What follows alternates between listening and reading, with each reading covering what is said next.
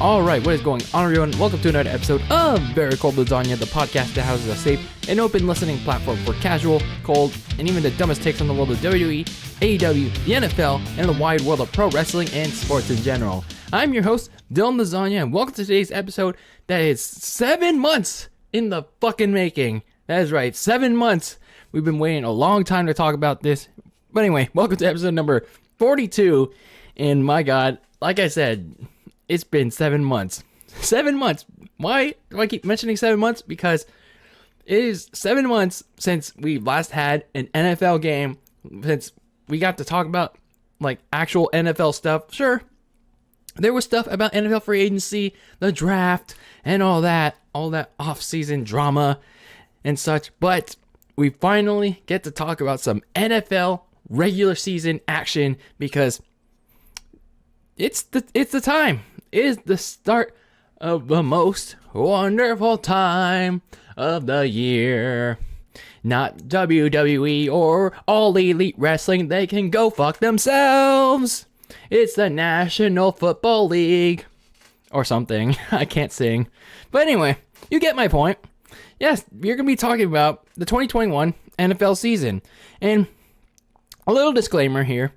I obviously will be talking about my San Francisco 49ers because I'm faithful to the Bay.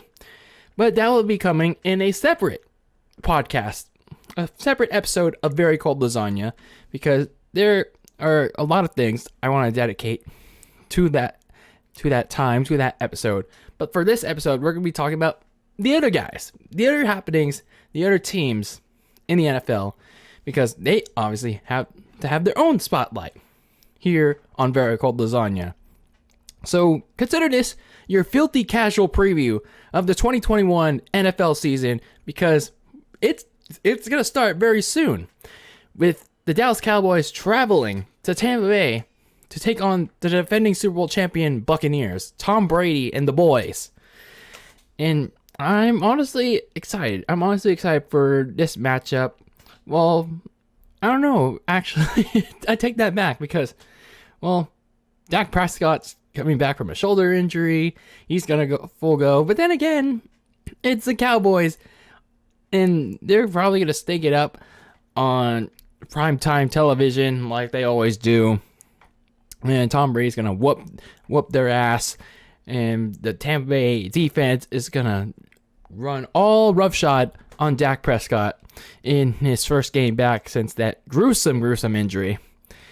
But I digress.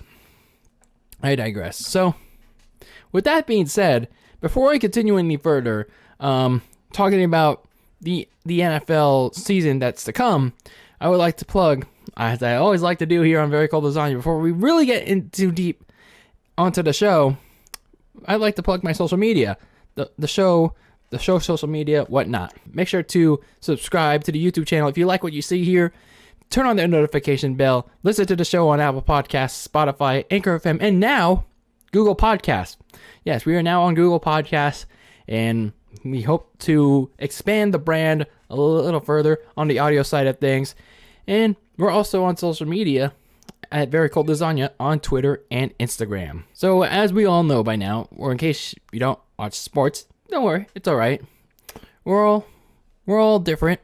So whether or not you watch sports, just to catch you up to speed here, the 2020 NFL season brought on a different side of football because they were playing during the COVID-19 pandemic. No fans for most teams.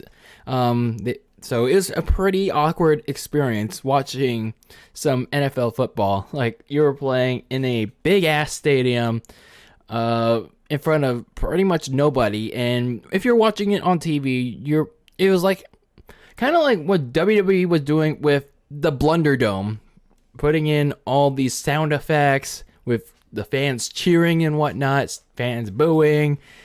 And instead of, the LED screens that you'd see in the WWE Thunderdome, you would have these cheers and boos, but then there's no fans in the seats for most teams.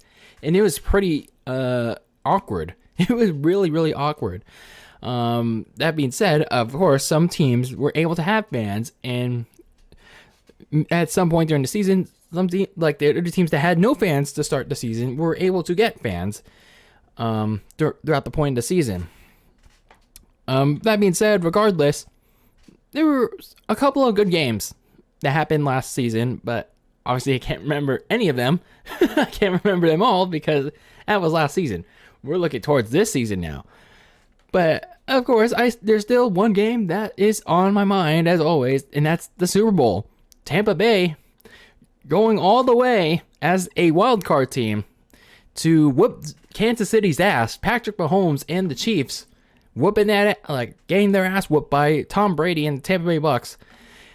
37-9, I believe that was the final. No, 34-9. I don't remember the box score, but anyway, Tampa Bay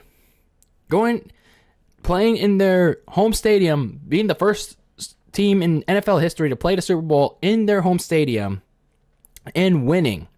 So they made history pretty much, making history during a pretty much COVID era of football for like a year. So it was a interesting way to cap off the 2020 NFL season. But it was also a very interesting offseason for the NFL.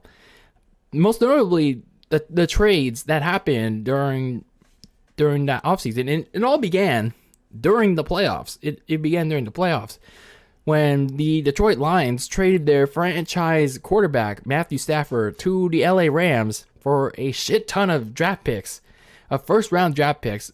So they shipped off Matthew Stafford to the LA Rams, and in return, not only did they get a shit ton of first-round draft picks for the future, but they also brought in the LA Rams' first overall pick, Jared Goff. So it became a clear indication that not only were the Rams going to be in a win-now contention mode, they were tired of Jared Goff holding them back, but it also became clear that the Lions, they want Matthew Stafford to, be happy, start fresh somewhere else. They knew it was time, but they're also going to be rebuilding. They're also going to determine if Jared Goff can be the guy somewhere else, whether it's Detroit or wherever his next team will be. So that was the big trade that's took the league by storm to begin the offseason, which was technically during the playoffs back in January. And then a couple weeks later, Carson Wentz was also traded to the Indianapolis Colts for, pretty much a bag of peanuts because the Philadelphia Eagles asked for too much. And they initially asked for too much. They were asking for, I think it was like a second-round pick, like a high second-round pick, and something else. I don't know. I think it was like 2 second-round picks, but I think they got like a third-round pick or a second-round pick. I don't remember all the details, but they got pretty much a bunch of nothing for Carson Wentz. And the Eagles got a bunch of nothing for Carson Wentz. So this move was pretty much in response for the retirement of Phillip Rivers, their own quarterback, not going away. But again, it was a retirement. Let's be clear. Phillip Rivers retired. So the Colts had to find another quarterback. And they got one, let's hope, in Carson Wentz. And he's projected to be the starter in week 1, but as seen throughout training camp, preseason, he's been dealing with the typical Carson Wentz stuff that's been happening through his last couple of years in Philadelphia, injuries. So we'll see what happens there, but it's going to be interesting for the Colts because the Colts have a very strong defensive line. They have a decent core of offensive wide receivers with T.Y. Hilton and a running back in Jonathan Taylor, Nyheim Hines. I think I butchered the name, but you get the point. So all around, that Colts team is a balanced team. It's just how far is Carson Wentz going to take them? That's going to be the interesting question. So some other notable offseason moves, transactions. Y'all remember how I mentioned Dak Prescott at the very beginning of this show? Well, yeah. Despite him getting that nasty, terrible leg injury, which was so bad, to no fault of his own, he got himself a big 4-year extension, like $160 million or something. So he got the bag. He got the money. So the Cowboys gave him the big bucks for him to be the star, literally, in Dallas. And speaking of the Buccaneers, continuously, because, well, Dallas and Tampa are going to be the stars of the show coming soon in the very first game of the season. The Tampa Bay Bucks pretty much brought everyone back from the Super Bowl winning team, including Antonio Brown, Shaquille Barrett, Rob Gronkowski, Levante David, Chris Godwin, and they even restructured Tom Brady's contract to make all that happen. So they are going to be making an attempt to repeat as champion. And who knows, Tom Brady, Tom Brady may retire after the season or not. Whatever that happens, they want to make another crack at a Super Bowl run. That is a clear indication of that. Speaking of Tom Brady, his old team, the New England Patriots, had one of the most money to spend in free agency, aka the salary cap.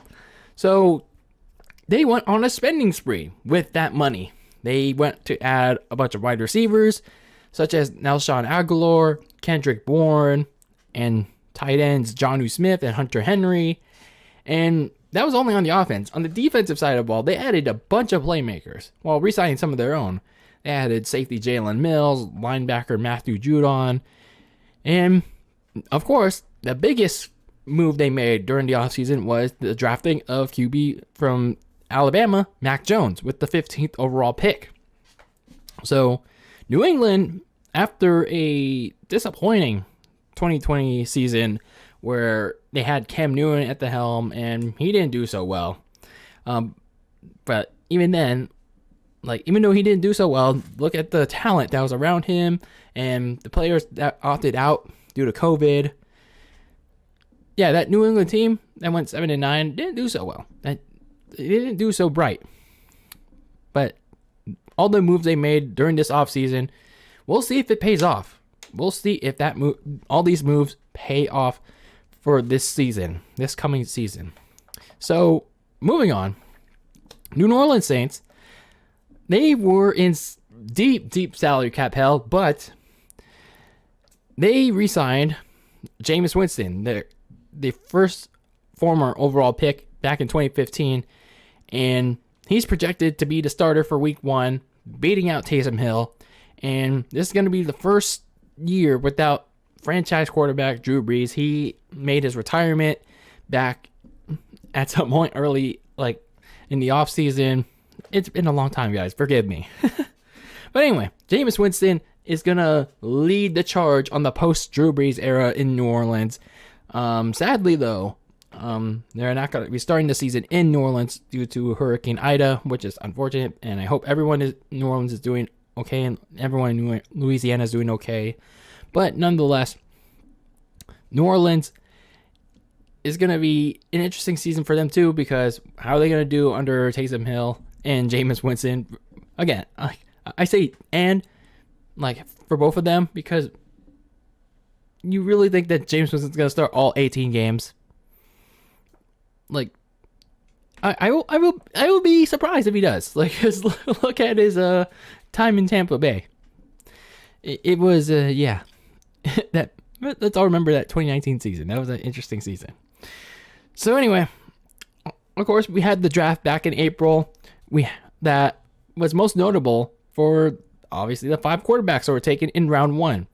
The first overall pick, Trevor Lawrence, going to the Jaguars. Zach Wilson at number 2 to the New York Jets. Obviously me marking out for Trey Lance at number 3 to the 49ers. Justin Fields at number 11 to the Chicago Bears. And like I mentioned before, Mac Jones at 15 to the Patriots. So that was the most notable thing that happened after the draft. And then there's a couple of other picks that stood out, like Jamar, the wide receiver from LSU, Jamar Chase going to the Bengals, Kyle Pitts from Florida State. I think it's Florida. Again, it's been very long since we talked about this stuff. Going to the Atlanta Falcons, and yeah, that was pretty much all of it. Those notable picks. Again, these will everyone else that was drafted, they're going to have to prove themselves to be household league known names to casual sports fans like me. So, aside from the transactions, all the moves that were made by these teams, there were some pretty interesting storylines that happened during this offseason. Like I mentioned countless times in the last couple minutes, the Tampa Bay Bucks trying to make an attempt to run it back as champions. And, well, them re-signing all these players and Tom Brady. They're making this big attempt to be champions. And meanwhile, in Green Bay, there was a big standoff between the Green Bay Packers and Aaron Rodgers. And this story broke shortly before the draft began. That this story, which was reported by Adam Schefter, and boy, did he get this, did he botch this. Shortly before the draft in April, Aaron Rodgers reportedly and apparently wanted out of Green Bay. And the reasoning for this was because the Packers front office, in Rodgers' belief, wasn't bringing any help on the offense, and Rodgers was hurt drafting Jordan Love in the 2020 draft, the previous draft. But in the end, the Packers and Aaron Rodgers were able to work things out shortly before training camp started a couple months later. And what they did was they brought back Rodgers' former favorite target, wide receiver Randall Cobb from the Houston Texans.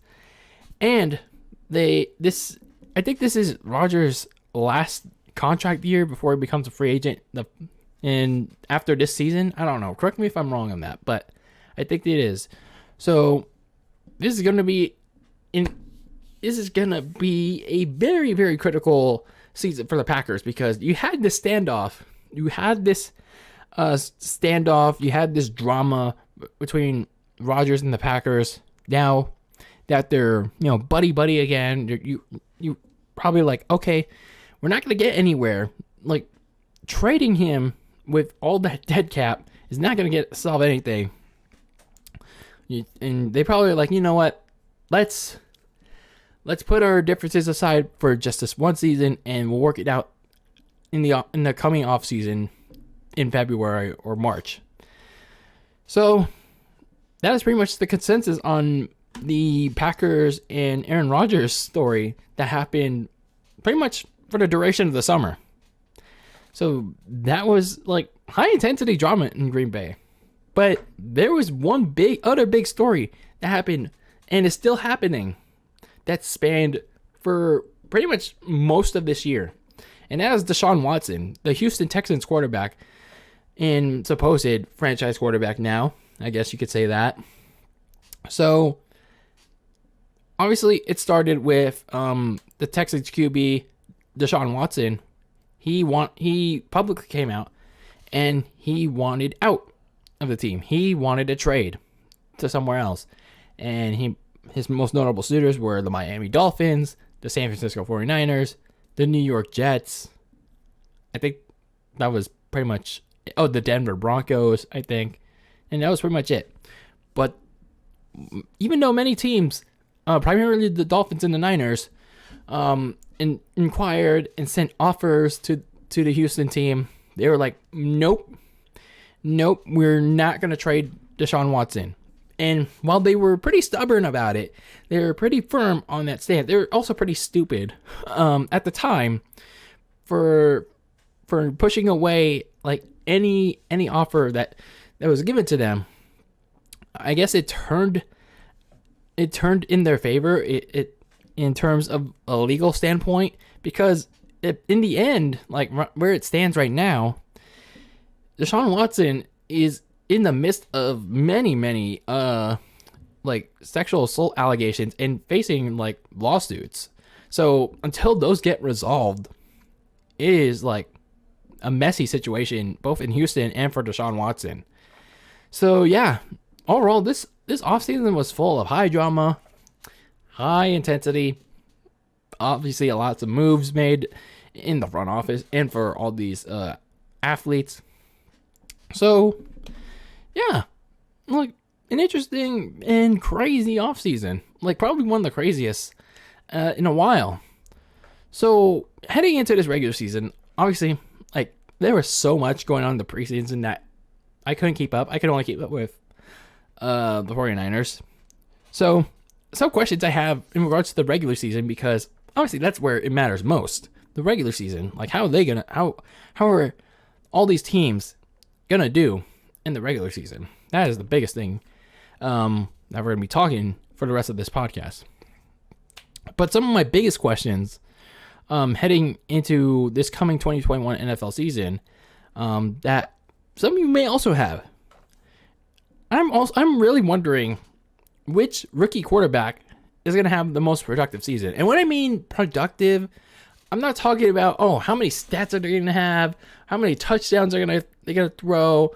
Are they going to run for this many yards or whatnot? Are they going to throw this many interceptions? Like, all these stats that NFL analysts that you see on ESPN or FS1 or any of these other sports podcasters can overanalyze to the death, so that it's the deciding factor on how they play or how they are as a quarterback. Like, it's the defining factor of, like, if whether they're good or bad, and it's make or break for them. No, for me, I don't give a shit about the stats. I care about how they perform, how they are in game. Like, how do they read the field? Can they make the pass? Can they make the throw? Can they make good decisions? That's me. I personally don't give a shit about the stats, because the stats don't tell the whole story. Like, let's say they made 4 touchdowns. What if all those 4 touchdowns came in garbage time, when the team was like, when the ex-QB's team was like getting blown out, and they made all those 28 points, all those 4 touchdowns, when the game was already over, when the opposition was up by, let's say they were leading 54-28. That's just an example, but I'm just saying stats are irrelevant, because what if the quarterback or any other position player has like X amount of touchdowns, yards, or whatever, is on the losing end of that team. I'm just saying. But anyway, in regards to this question, I'm going to be wondering, how will each rookie quarterback that was taken in the first round, how will they progress in their first year in the league? When it comes to, again, the important aspects, how are they going to read the field? How are they going to read the defenses? How are they going to be aware of them? How are they gonna pass the ball or like make good decisions and whatnot? Pretty simple stuff, like pretty simple and obviously hard stuff. That's it's hard to process for a filthy casual fan. But obviously the big question is, will they perform just as well or even better as they did in college, or will they all of a sudden be bust material? Not obviously right away, but like eventually. It's an interesting question. So we know as of now, or some of us do at least, that 3 of the 5 QBs that were taken in the first round back in April are now going to be starting in their first game this past Sunday. That being Trevor Lawrence, Zach Wilson, and Mac Jones. They're going to all be starting in their first games this Sunday. So as for Justin Fields and Trey Lance, well, let's start with Justin Fields first. Andy Dalton's going to be starting. Yeah, good decision, Matt Nagy, you dumb dick. So, for Justin Fields, he's going to take over Andy Dalton eventually because, well, one, Andy Dalton sucks, and Matt Nagy's going to eventually realize this, and he's going to pull the trigger when he sees Dalton getting his ass whooped by much better teams that are not his old team, the Cincinnati Bengals, and the Detroit Lions. So, at some point, Bears QB Justin Fields is going to start. The question is when. As for Trey Lance, it's a little hard to tell because you don't know how Jimmy Garoppolo is going to play. Is he going to play better than he did last season or in years past? And you also don't know, like, if he's going to stay healthy. That is the question. I'm going to mention this thing with Jimmy Garoppolo and Trey Lance when I talk about the 49ers in their own episode coming up soon. But that's something to consider. Whether Jimmy Garoppolo gets hurt or his performance gets so bad, it's like all dependent on when Trey Lance starts the season or not. We'll see what happens. So, something to consider when you look at these rookie quarterbacks for this coming season. My next question is towards the Chiefs. Yeah, remember how they lost the Super Bowl? And I'm not trying to wish anything on them, but it's just something to point out. Like, could they avoid the dreaded Super Bowl losers curse? Now, very few teams have been lucky to avoid said curse. The most recent example being the 2018 New England Patriots team, where they went to the Super Bowl and beat the LA Rams. So that's just the most recent example. But even the most talented of teams, let's look at the losing team of that end from Super Bowl 53, the LA Rams. They were a very, very talented team, but they didn't make the playoffs. Like, they had a winning record and all, but Jared Goff sucked. Todd Gurley was injured for a good portion of that year. The defense fell flat. The NFC West was catching up to them big time, and they pretty much knew everything that was coming.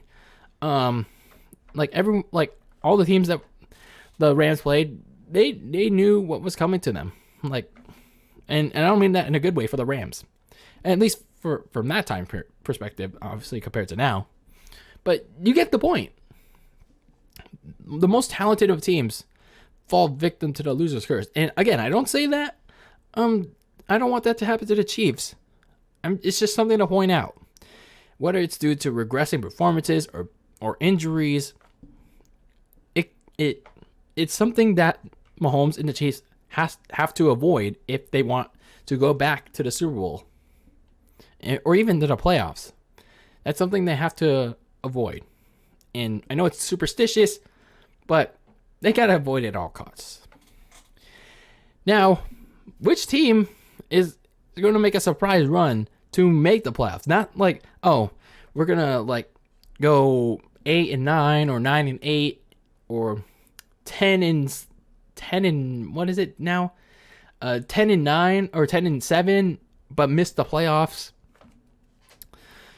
We're gonna like actually make a run to be in the playoffs and make a decent like crack at either team, like make it to a divisional or championship or whatever.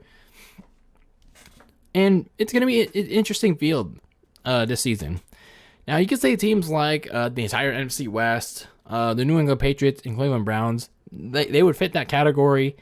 But in my opinion, like I think if things go right and they do their jobs, they take care of business, I think the LA Chargers, and I'm not trying to make fun of them because like, oh, they're sometimes like they're most of the time they feel like the Clippers.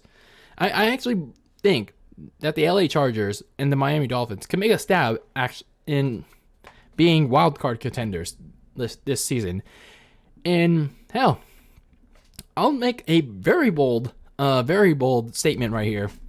That's probably gonna bite me in the ass at some point and probably get me some flack from like real diehard NFL fans and maybe even some Clipper fans.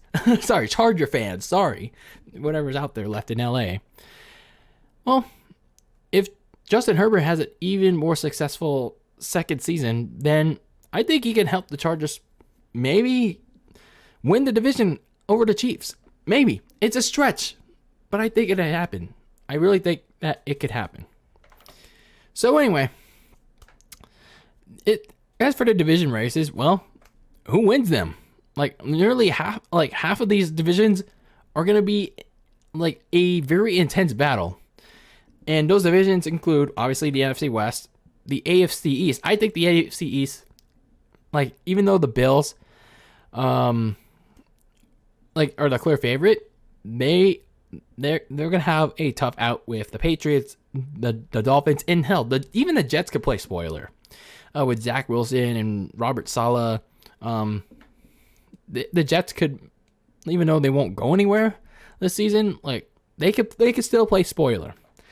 The AFC North, even with the rebuilding Bengals, and the AFC West, like I mentioned with the Chargers, and hell, maybe even the Broncos, because that defense could scare people, especially their secondary. So, yeah, like, who could win those divisions? Like, half of the divisions in the NFL are up for grabs this coming season. So, we looked at all these questions that I have. What are some of the games that I'm looking forward to? A lot of them involve the 49ers, obviously, but there are some games that I'm looking forward to this coming season, and obviously things could change with injuries, like underperformances and whatnot. But for now, let's take a look at, to close today's show, some of the games that I'm personally interested in for this coming regular season. Obviously, opening night, that's coming up very soon. The Dallas Cowboys taking on the Tampa Bay Bucks. I'm always excited for the opening night games, even if they end up in a blowout or whatnot, like the last two seasons. The Cowboys and the Tampa Bay Bucks, I think this, like I said before at the very start of the show, this is probably going to be a blowout game because I don't think Dak Prescott is going to be 100% to play, even with the shoulder. He's coming back from the shoulder injury, and he hasn't had time to practice with the first team, the starters, and whatnot. So this is pretty much going to be his like return game, his warm up game, and whatnot. And that Tampa Bay defense is going to pounce on his ass. It's real. And I think one of the guards, the lineman for the Cowboys, he's on the COVID reserve list. So yeah, Dak is returning to a less than 100% offensive line and a less than 100% self. So speaking of Tampa, I get mentioned a million times, they brought everyone back, and this is probably gonna be the start, a walk in the park start for Tom Brady and company on their road to possibly a potential repeat. So opening night, Cowboys, Bucks, it should be an interesting one, and probably a cakewalk for the Bucks. So then we look at the rest of week one. It's a week of new beginnings, a week of also revenge seekers. We start with the New York Jets and the Carolina Panthers. Yeah, why this game? Why this game? Why am I even mentioning this game, Dylan? Because it's already a revenge game. The New York Jets, the team that shipped off the new quarterback for the Carolina Panthers, Sam Darnold. The cast-off former Jets quarterback, Sam Darnold, yeah, for the Jets' new boy toy quarterback, Zach Wilson. So that's a very big storyline right there. The Panthers wanting to exact revenge for their new quarterback, Sam Darnold, onto the team that threw him away like everyday trash, the New York Jets. So, even though it's like a game involving teams that probably aren't going anywhere in 2021, it's still a game that has an interesting and exciting storyline to start the season, even if it's for 1 week. No. So then we get to a couple of revenge games. The Pittsburgh Steelers versus the Buffalo Bills. So the Steelers are looking for that big payback. Like, whether they get it or not, that remains to be seen. Last season, the Buffalo Bills whooped on that candy ass that was Big Ben and Juju Smith-Schuster during Week 14 on Sunday Night Football, en route to winning the AFC East title and a AFC title appearance. While the Steelers were when they entered that game, they just lost their first game to the Washington Football Team, and they got their ass handed by the Bills. And, well, you already know what happened in the wild card round against the Cleveland Browns. So this is a revenge game for the Steelers. That's if they get it. As for even more revenge games, speaking of the Browns, they take on the Kansas City Chiefs in Kansas City. This is a rematch of the 2020 divisional game back in January. So, to refresh all of our memories here, the Chiefs won the AFC title game, and of course, this game between the Browns and the Chiefs.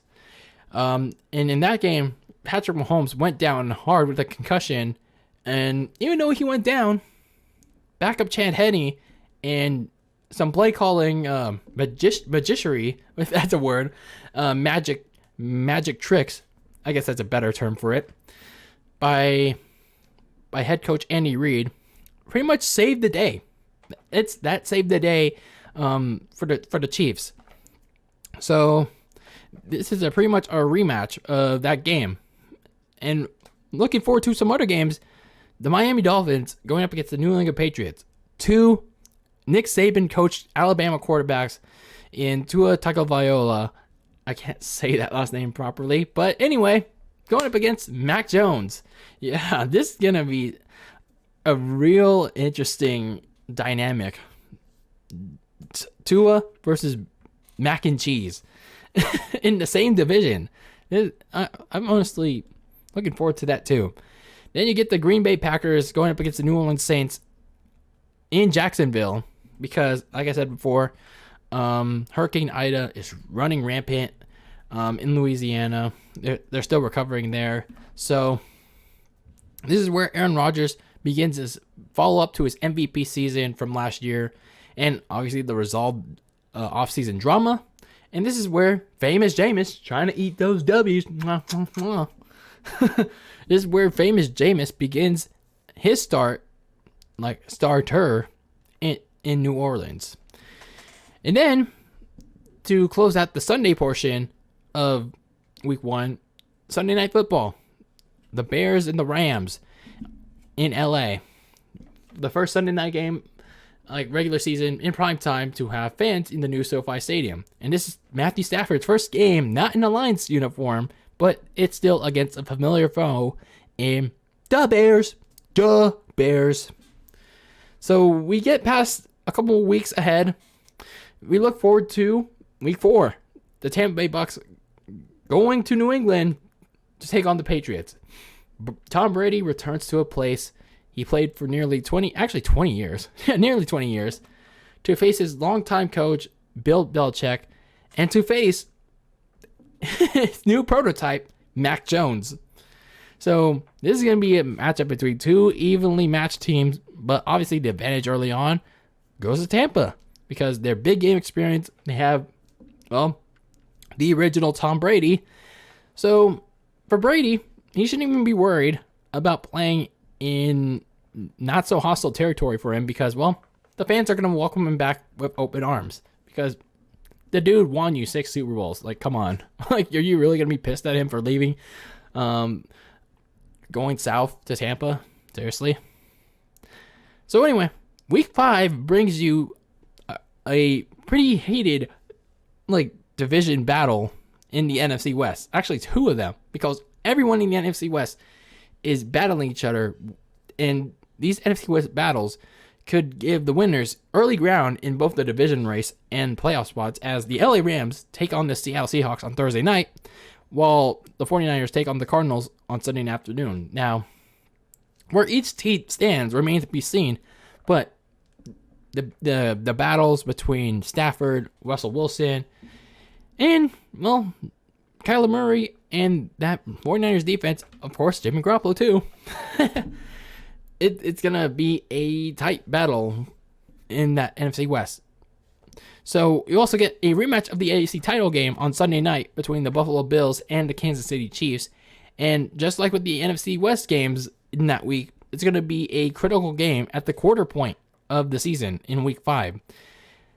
Unlike the title game, if they can the Bills defense slow down and pressure Patrick Mahomes? Because that was the biggest issue they couldn't do. They couldn't get to the quarterback. They couldn't lock down on Tyreek Hill, Travis Kelce. I think Sammy Watkins, who's no longer the team, but they had a receiver. But anyway, can they slow down the Chiefs' offense this time around? That's the biggest question mark for the Bills. Whoever wins this game at this point, whether the Chiefs and the Bills have a winning record, could be the deciding factor on who gets the top seed in the AFC. Now we move really far ahead to Week 10. Seahawks versus Packers. This game could have some implications too for playoff seeding and for the division. Well, that's if the Packers haven't already run away with the NFC North Division title. You get Russell Wilson going up to Green Bay, a place where he hasn't typically done well throughout his entire tenure in the NFL, playing against Aaron Rodgers. And then in the Monday night closer for Week 10, you get the LA Rams taking on the 49ers in another key division matchup for both teams that could be in play for the division or for a wildcard spot, depending on who's leading that week. Then to kick off Week 11, you get the New England Patriots taking on the Atlanta Falcons on Thursday Night Football. A rematch. Yes, another rematch of that infamously blown 28-3 lead by the Falcons in Super Bowl 51. This time around, the Falcons get to play the host to Bill Belichick and his new Brady boy toy, Mac Jones. And the visiting Patriots could be in for a hostile Mercedes-Benz crowd. So it'll be interesting where either team will stand. You don't know if they'll have a winning record. You don't know if they'll have a losing record.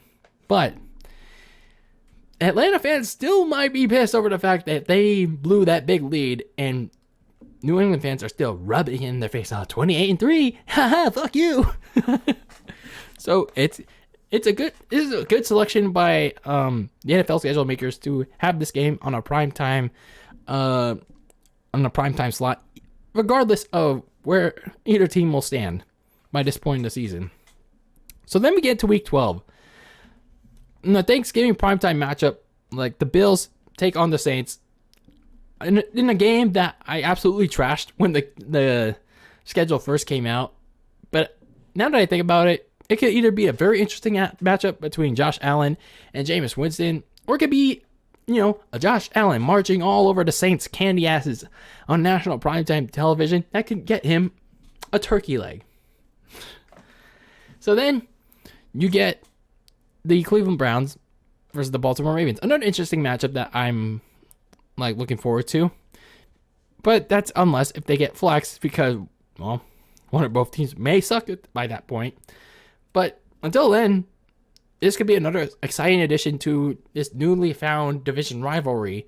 Because if you didn't see last Monday's, not last Monday's, but the last season's Monday Night Football matchup, that was insane.